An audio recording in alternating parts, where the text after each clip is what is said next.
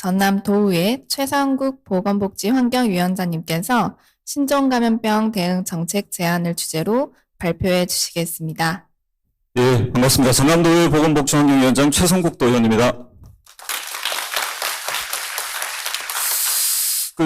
이제 길고 길었던 3년 3개월의 길고 길었던 코로나19의 대응 기간이 끝났습니다. 그래서 이게 시작의 끝인가 끝의 시작인가라는 생각들을 많이 해봅니다. 코로나는 끝이 났지만 이제 그 끝이 여러 가지 문제들을 남겼거든요. 지금 우리를 둘러싼 여러 가지 환경들은 앞으로 더 악화될 것이고, 그리고 코로나 과정에서 보였던 문제들도 계속해서 이 문제는 극복해야 될 과정들이라고 생각을 합니다. 그래서 저는 끝의 시작이라는 관점에서 전남도의회 의원으로서 전남에 그러면 여러 가지 환경들을 들어보고 그럼 우리는 무엇을 준비를 해야 될 것인가를 중심으로 발표하도록 하겠습니다. 5분간이라 시간이 빨리빨리 해야 될 것 같네요.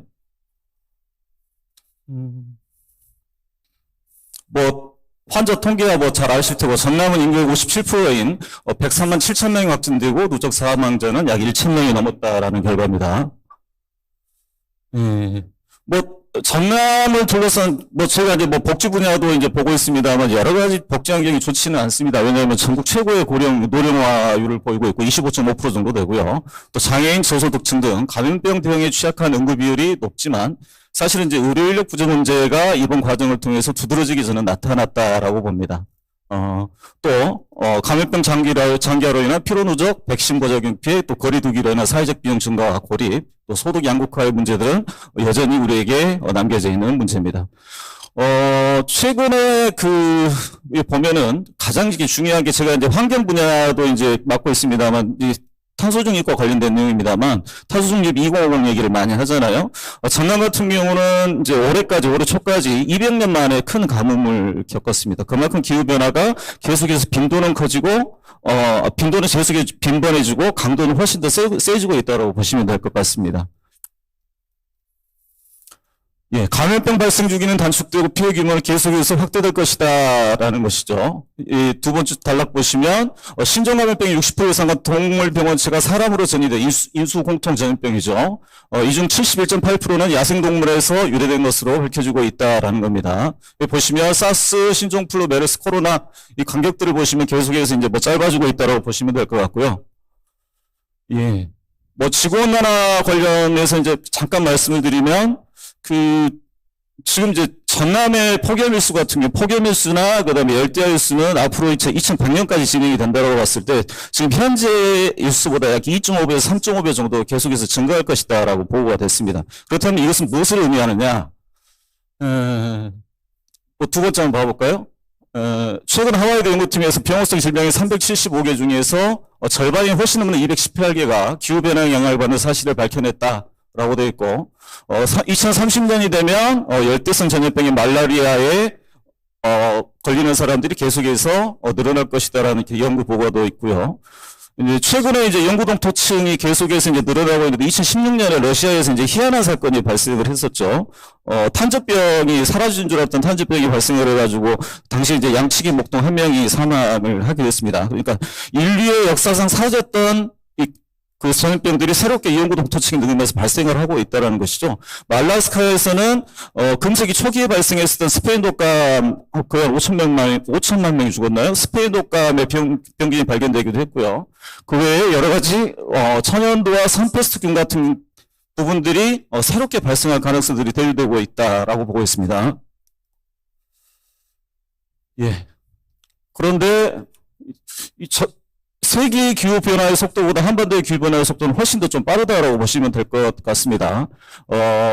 지난 1880년부터 2010년까지 약 130년 기간 동안 지구 평균 기온이 0.85도 정도 상승을 했지만 우리나라 같은 경우는 약 100년의 시기에 1.8도 가량 이제 상승을 했다라는 겁니다. 그만큼 전염병이 발생할 가능성이 훨씬 더 증가를 했다라고 보시면 될 것 같습니다.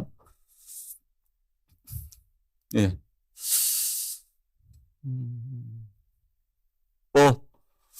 두 번째 다가 한번 보시면 의료 인력 부족, 방역 정책의 잦은 변경, 짧은 기간의 백신 접종 등은 국민 불안과 불신을 초래하게 됐고 감염에 취약한 노인, 장애인, 영유아 등은 감염병 대응 초기 사회적 고립과 돌봄 사각지대에 놓이기도 했다라는 것이고요.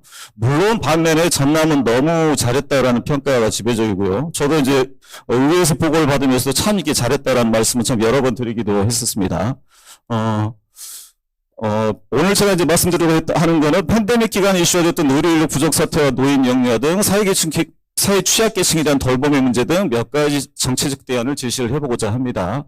오늘 이제 최원창 우리 의료협회장님 모셨습니다만, 최근에 이제 가장 의료협회와 이제 정부가 지금 줄다리기를 하고 있습니다만, 의대 증원에 대해서는 어느 정도 방향이 일치하는 것 같기는 합니다만, 여기 보시면, 주당 80시간이 넘는 장시간 근무를 감당해야 됐다라고 하는 의료 인력들의 문제들이 있었습니다.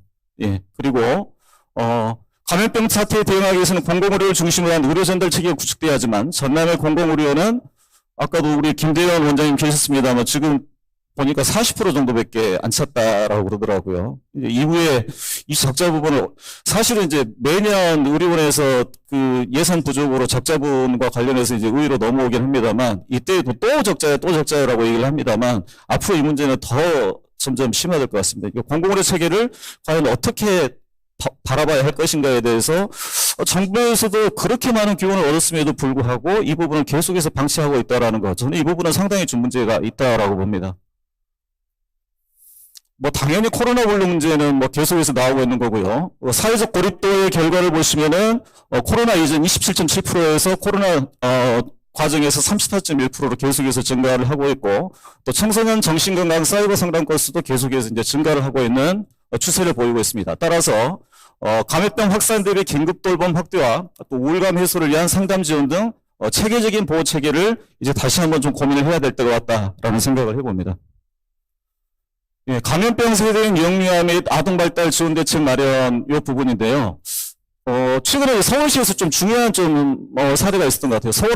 서울 아이 발달 지원 센터를 개소해서 영유아의 발달 감소와 조기 치료를 지원하고 있다라는 부분입니다.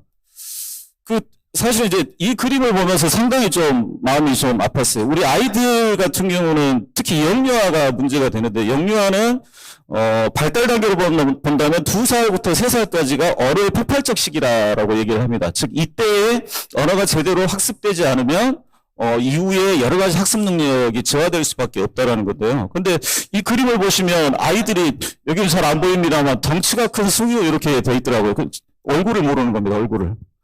즉 사회적 환경으로 고립되었고, 또 이 아이들 또래 집단을 통해서 바라봐야 될 이렇게 언어 습득이 훨씬 더 지연되고 있다는 거죠. 사실은 실제로 우리 초등학교 선생님, 전남교육청에 계신 초등학교 선생님 한 분이 저게 말씀하시는데, 최근에 이제 아이들이 그냥 들어놓는 애들이 많다라는 거예요. 그러니까 대화가 안 된답니다. 그냥 무슨 문제가 발생하면 경계선 아동들이 급증하고 있다라는 사실이죠.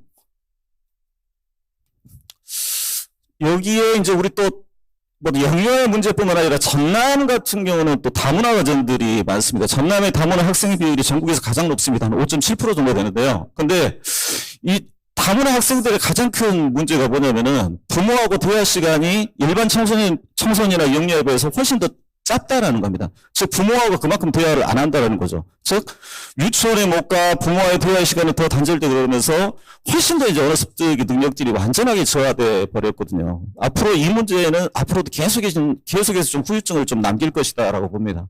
여기 보시면 발달에 어려움을 겪고 있다, 발달 향상이 필요하다라는 부분이 거의 절반에 육박할 정도로 상승을 했습니다. 예, 다음 이제 원격 의료 및 디지털 헬스 산업 육성과 관련된 부분입니다. 코로나19 때 이제 잠깐 이제 원격 진료가 허용되긴 했습니다만, 일본 같은 경우는 지난 2022년에 이제 원격 진료가 이제 본격적으로 진행이 됐습니다만, 최근에 이제 결과를 보니까 352만 명 정도 원격 진료를 했다라고 그러더라고요. 그런데 그 중에 오진의 건수는 미미하다라는 이제 이런 보고가 있습니다. 지금 우리 정부에서도 원격 진료와 관련된 내용들이 지금 법안에 지금 계류되어 있습니다만, 이걸 초진만 허용할 것이냐, 재진부터 허용할 것이냐에 대한 문제로 이제 한 발짝 더 지금 못 나가고 있는 상황인 것 같습니다. 일본 같은 경우는 지금 초진부터 지금 허락을 하고 있죠. 그런데 일본의 이 코로나19 과정에서 가장 많이 도움을 받았던 것들은 바로 이 낙도지였습니다. 또 여기 보시면 알겠지만 원격 의료가 가능한 병원의 비율이 가장 높은 곳도 야마가타야 미가노 고치현 같은 경우도 일본의 가장 대표적인 섬 지역과 상간호지 지역입니다.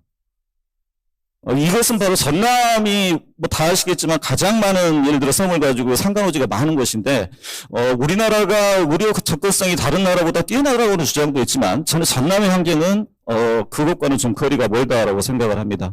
원격 진료에 관한 정말 좀 정확한 좀 판단이 있어야 될 것이다라고 봅니다. 뭐 이후에 뭐 국민기본권 보호를 전제로 한 방역정책 추진 뭐 여러 가지 국가인권위에서 뭐 제안한 내용 있습니다. 개인정보 수집과 뭐 과도한 코호트 격리 규정과 관련된 이런 부분들이 국민의 기본권과 상충하지 않도록 방역정책의 변화가 필요해 보인다라는 의견들도 있습니다. 예, 그 다음에 방역정책에 대한 도민 신뢰도 제고라는 부분들인데요. 이 두 번째 부분이죠. 정부가 백신 부작용의 입증을 비전문가인 국민에게 전가를 하고 있다라는 겁니다. 이 왜 그러냐면 88,000여 건의 이제 부작용과 관련된 신고들이 있었습니다만 실질적으로는 27% 정도만 피해 보상이 결정이 됐다라는 부분입니다. 뭐 그 결과는 뭐 어떻게 되는가 보시면은 코로나 백신 접종 의향을 보면은 백신을 접종하지 않겠다라고 응답한 비중이 36.2%에 달한다라는 것이죠. 물론 이제 이게 아까 뭐 이재갑 교수님 말씀하셨습니다. 여러 가지 요인도 있겠습니다만 전혀 정부에 대한 불신도 혹은 정책에 대한 불신도 어느 정도 영향을 미쳤다라고 봅니다. 예.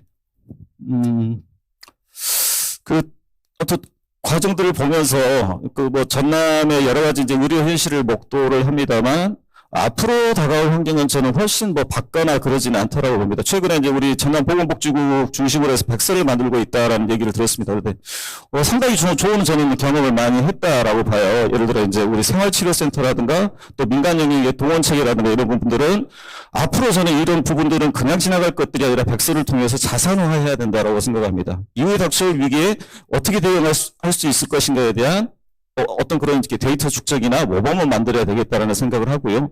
백서를 만드는데 최선을 다해 주시기 바랍니다. 저희도 전남도에서 열심히 돕도록 하겠습니다. 아무튼 지난 3년 3개월 너무 고생을 하셨습니다. 코로나19의 극복은 모두 여러분 덕분입니다. 고맙습니다.